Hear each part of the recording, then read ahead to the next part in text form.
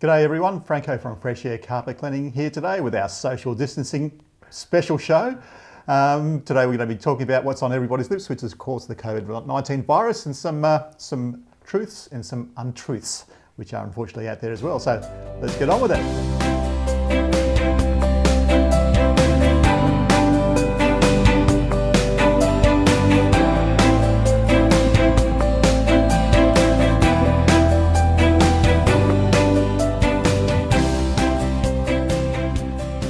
And here we are. We're going to be having a bit of a chat, like I said, about the Covid-19, and there's a few little interesting bits of misinformation that have come out there, and things that we probably hear and say that are not necessarily quite the accurate portrayal of what's actually going on out there. So I thought we'd just talk about a few of those things, and also talk about the things that we are doing as a company to try to protect not only ourselves, but also the people that we come into contact with from day to day. Well, I'm joining you from behind the camera, Franco. He is there, I can assure you. He's not just a disembodied voice. So much information of COVID-19, my friend. Oh yeah, well, look, especially when it first came out, I was getting message after message, and there was all these wonderful bits of accurate information, and there was just it was incredible the amount of people that would just forward stuff without really going and looking and checking on anything, which to me is downright criminal, because there was some stuff there which was either A, completely stupid, or B, downright dangerous to the health and to the environment, as well as anything else around you. So yeah, having those sorts of things being thrust upon you, and how do you tell the difference? Well, you know what, you do the same as I did. Get out there and research it. I mean, part of my job, I've got to know about what's going on, especially with health-related stuff, because we don't clean just for the aesthetics of it. We also clean for the health side of things. One thing that I think probably caused a lot of confusion, and probably still is not just the misinformation, but the changing information from the experts, and then what experts as well. Right. But I think one of the things, and I think you rightly, and your attitude is, look, hysteria doesn't help on these things. So we have a problem. Let's not worry about who's 100% accurate, who's not, but along the lines, we know it's a health issue. Just take the hysteria out of it. Yeah, and that's the thing, you know, we have people that, I mean, we live in a paranoid world as it is, and we throw something like this into it and people just go really over the top. And you know what? It's simple. Break it down into the real simple elements of it, and you'll find there's not that much that you need to do to make life quite livable.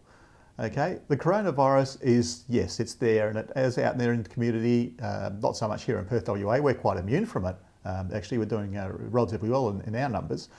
But yeah, it's out there, and if we take just those basic precautions, like they keep on saying, washing your hands. Okay, but washing your hands properly, doing the old thing under the tap and doing that and flicking off is no good. There's an actual process you've got to go through to make sure you get everything, because believe it or not, no one remembers to clean these things. And fingertips and around nails especially are the things that really get missed, and that's where we can come adrift. But hand washing is only just one part of it. There's all the rest of the things that come into it as well. Follow the basic rules. We do have a lot out there that we've been told by the authorities, and that's all we need to follow. Keep that little bit of physical distancing, although even with that, in a closed environment like this, that can be a little bit difficult, and so there's a bit of misinformation out about that, which I might clarify a bit later as well.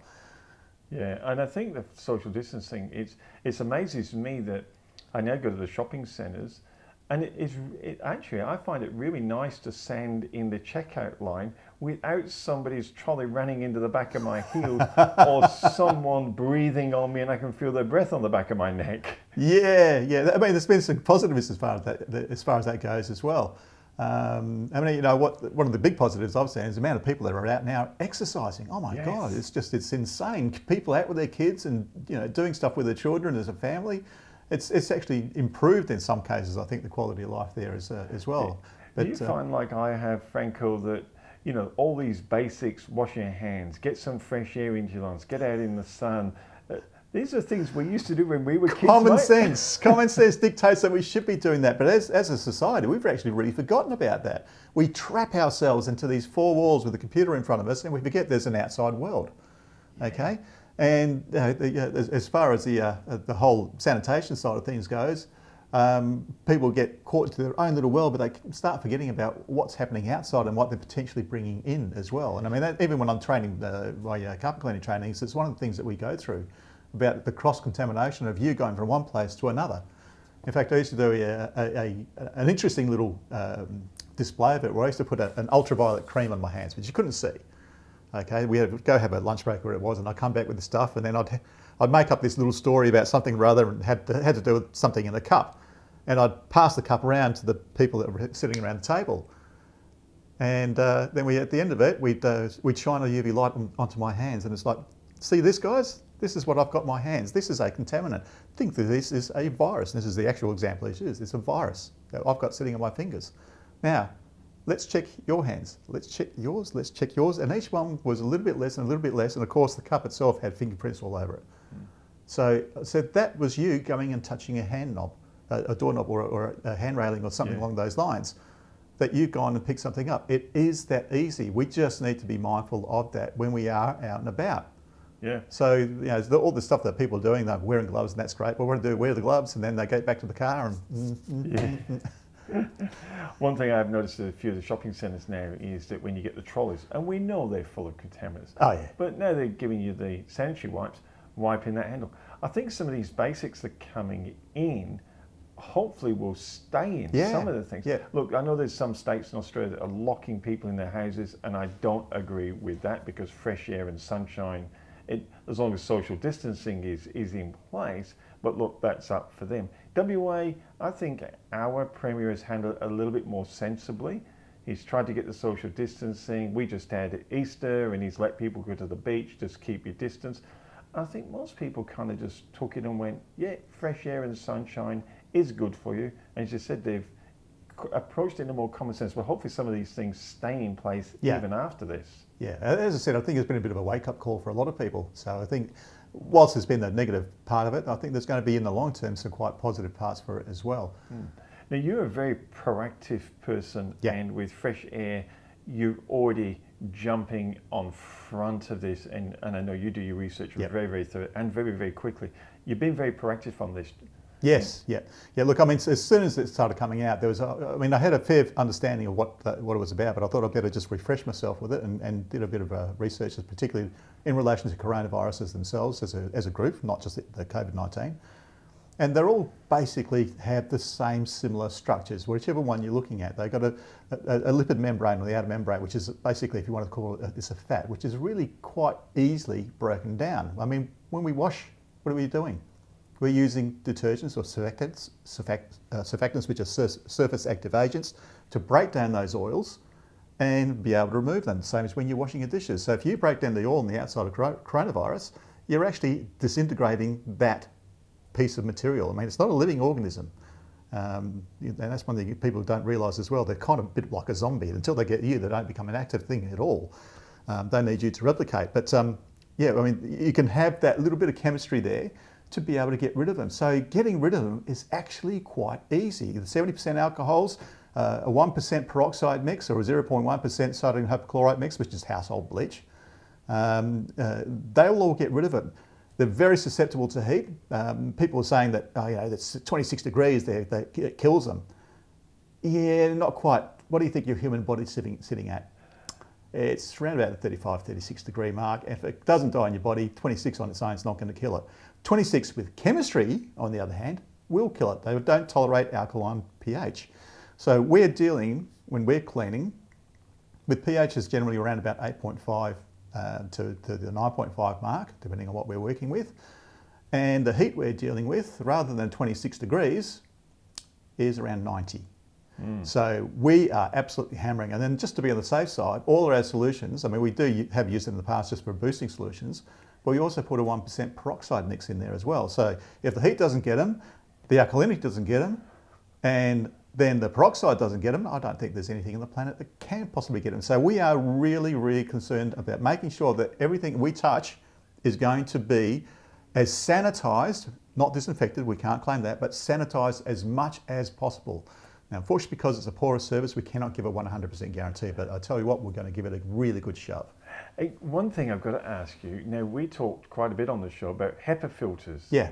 and how the microns that they've got in them are superb. Are they effective on viruses? No. Unfortunately, viral particulate matter is actually far less than what a HEPA filter can actually filter out. Oh, wow. So that's one of the other things we have to be careful with, especially when we're vacuuming. I mean, we're using surgical masks that I managed to find. It took me a bit, but we've got a whole heap of them now. But we use surgical masks so that when we are in particular vacuuming, there's always going to be that little bit of dust escaping out, or that viral matter escaping out, and still being airborne. Now, once it gets into the air, it will stay airborne for around 3 to 4 hours in a closed space like this. If you open up the window, it'll be airborne for maybe 10 minutes. It makes a huge difference to have airflow in any property. So you always make sure you've got your windows open. If you want to stay healthy, open up those doors and windows. Don't leave your house closed up. That's one of the unhealthiest things you can do. But certainly, the mask will help to basically filter out those viral particles for us, so that we don't get exposed to them. We also wear goggles because eyes are another entry point. Your nose is an entry point. Your mouth can be an entry point. The other thing we hear about temperature testing as well. What's your thoughts on that, or have you been doing anything around this? Well, temperature, as I said, at 26 degrees centigrade at a pH of 8, it does have an impact on them. Normally, it's not until 56 degrees that just temperature alone will have an impact on the coronavirus. So it's 56 degrees. I mean, if you're out in the middle of the desert, you might be able to achieve 56 degrees. We're certainly not going to do that very often here in Perth or any other the capital cities around the place. So temperature is not going to play a big part of it. So anybody who starts saying that, hot summer is going to make it go away, sorry, it's not quite accurate. And that's why, once again, with our cleaning methodologies, we're using high heat. And what about staff? I've seen a few of my friends when they're overseas and they're taking the actual temperature of the person before they go in and say, look, if you've got a temperature, you're out. Is that being brought into your... Absolutely. That's one thing we do every morning. We take a photo of a thermometer and it gets recorded in the chat group. So we know exactly who's got what temperature at what day. No one's had a high temperature yet. In fact, we've all been on the cool side, which has been great. Although, as Carl said to me yesterday, I'm cooler than you are. From a business perspective, you've taken all these measures, and obviously there is concern at that. Has this helped you, do you believe, with your customers and to maintain business? I mean, what has actually been the impact? What has been the impact? Look, we've had a bit of an impact with people because there's less people moving around, especially when it comes into rental properties or sales, because those things have slowed down that little bit. So we've had that impact there. But the thing I'm probably looking at in the not too distant future is that as people start going back to work, where have they been? What have they been doing? And especially we've got kids running around. What have they been doing? And the pets have been inside more. What have they been doing? I think we're going to have a lot of dirty houses to clean in the very near future. So yes, we've taken a little bit of a hit at the moment.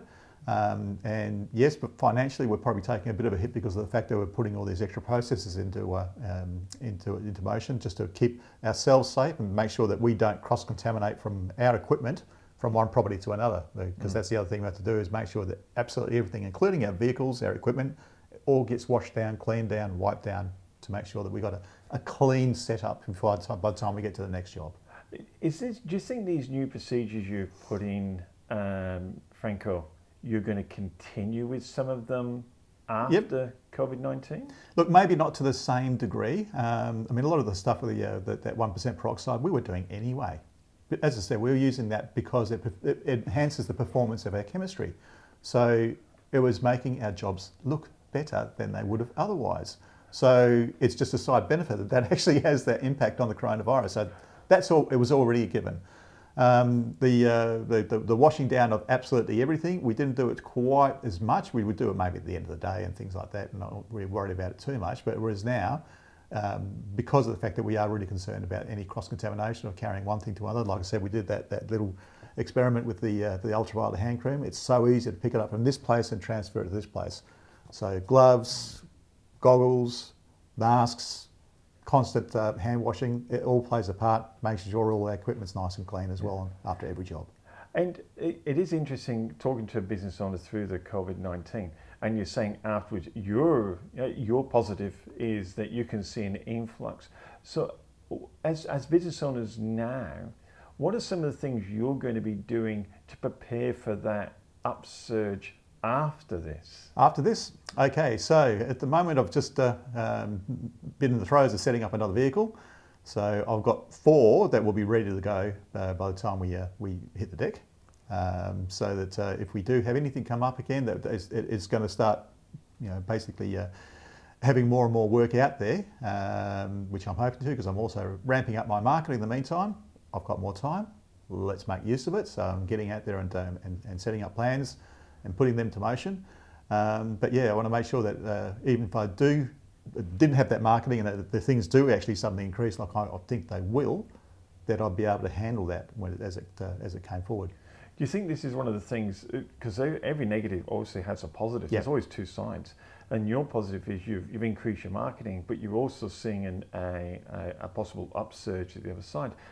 So you're saying now what you're doing is putting in the plans to accommodate that upsurge. Is this where you think a lot of business owners could make use of their time, anticipate and see what they could put in place? Absolutely. I mean, I actually went for a bit of a walk this morning as I normally do, and there was a sign out in the front yard. It said, "Plan for the worst, expect the best." And I thought, that's absolutely brilliant, because that's pretty much along the lines of what I'm doing. I'm planning for the worst, so ramping up the marketing so that even if everything does go down, I can still get a bigger chunk. It's more work, yes, to try to get a bigger mark happening. But then if the worst doesn't happen, I've got the best, absolute best, because I have everything in place ready for when the market does improve to be able to get things going quickly. With Covid-19, because it's a bit of an oddball thing to be thrown at us. That's one way to put it. When you were putting the plans in place, one thing I forgot to ask you, when you're doing all your planning and your strategy to deal with it, did you involve Carl? Did you do this together, or is this a solo exercise you did by yourself? So far, it's been pretty much a solo exercise. I've been letting Carl do the work. The physical work is out there, is covering most of it. So for him, he hasn't actually had a decline in wages at all, in real wages. In fact, he's probably doing just as well, if not better than he was before, because I'm pulling myself back out of it and doing a lot of background stuff so that we can have that happy period coming out of it. But yeah, look, when it does come to that, if Carl does have an idea, he knows that he can come and discuss it with me, and he has done quite often. Said, "Oh, how about we do this and maybe tweak a little bit there." It's fantastic. I love having input because I don't know it all, and having another second or even third set of eyes sometimes can really, really help. Yeah, I was going to say, because a lot of business owners, as you know, it's lonely when it's your own business. Yeah. But I know you do lots of training yourself anyway. You train people, plus you have people train you. And I know your conversations with Carl, you do have a very open flow of idea conversations going both ways between you and staff. Absolutely. And like I said, there's no one person that knows everything. I mean, even when I've had trainees come through, I've learnt off them because they've had a little pearl of wisdom or a little idea or something that they've tried out. It's like, you know what, I've never thought of that. Let's try and get that one included in as well. So, business is always about change. You don't stay the same forever because guess what? Things change. We certainly do. Do you think having that strong relationship with Carl has given him the confidence that, I'm being protected? I'm looking at it more from the employee's side of the things, that he's got the trust factors there because you have got a really good relationship? Well, I'd like to think so, because I mean, if he asks for something, he will normally get it. If there's obviously if it's a reasonable request, but then again, he's never had an unreasonable request. he's pretty good like that. But he knows that he can come to me and say, well, we need something, or can we change something? Because this way is working for a bit better for me. And it's like, well, you know what? If it works better, let's have a look at it, and if we can, and it does work that much better, we'll implement it across the board, so that I will take that on as well. He'll take that on, and anybody in the future will take it on. So really, it's as I said, no one knows everything, and there's always that little bit of extra something somewhere that you pick up that you haven't come across before. Just because I've been around for 32 years this month doesn't mean that I've seen absolutely everything. I hear stories from other people around the place who have had something happen to them in the last week through the Facebook chat rooms and in the industry, etc.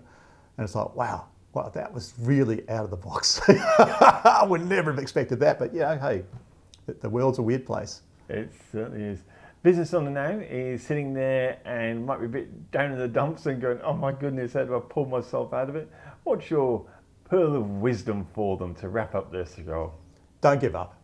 And look, it is so easy to crawl up into a corner and just go, I give up. But you know what? At the end of the day, there are some positives. I spoke to 2 people this week who had businesses go from 100% to 0 overnight.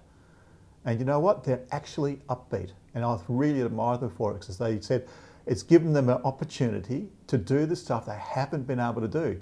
They know this is not going to last forever. It's only temporary, and they're going to be back into it and ready to go as soon as they can. But in the meantime, guess what? There's so much other stuff they're doing. They're happy. They're actually happy because it's given them an opportunity to do it. So take it while you can.